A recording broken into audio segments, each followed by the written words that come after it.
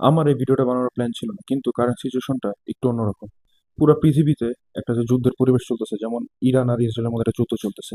এখন এই যুদ্ধটা যে কবে থামবে সেটা আপনিও জানি না, আমিও জানি না। কিন্তু আমি একটা জিনিস জানি, সেটা হলো যে পুরো পৃথিবীতে তেলের সাপ্লাইয়ের উপরে খুব বড় একটা চাপ পড়বে। আর তেলের সাপ্লাই যখন চাপ পড়বে, প্রত্যেকটা জিনিসের দাম বাড়বে, নিত্য প্রয়োজনীয় জিনিসের। এর কারণ হলো ইরান পুরো পৃথিবীর 20% তেলের যে সি এরিয়া, জাহাজপথ, সেটা বন্ধ করে দিছে। খুব হাতে গোনা কয়েকটা দেশ ছাড়া সব দেশ তাদের তেল নিয়ে আসতে পারতেছে না। এটার কারণে যে প্রত্যেকটা জিনিসের দাম বাড়বে সেটা আপনি আমি প্রত্যেকেই জানি।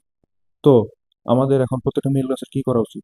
প্রথমত, আমরা যারা বাইক ইউজ করি, আমাদের প্যানিক না করা উচিত। যদি তেলের দাম অনেক বেশি বেড়ে যায়, আমরা পাবলিক ট্রান্সপোর্ট ইউজ করব, এবং আমরা আমাদের যে রেগুলার জিনিসপাতি সেগুলোর পিছনে খুব বেশি টাকা এখনো খরচ করব না।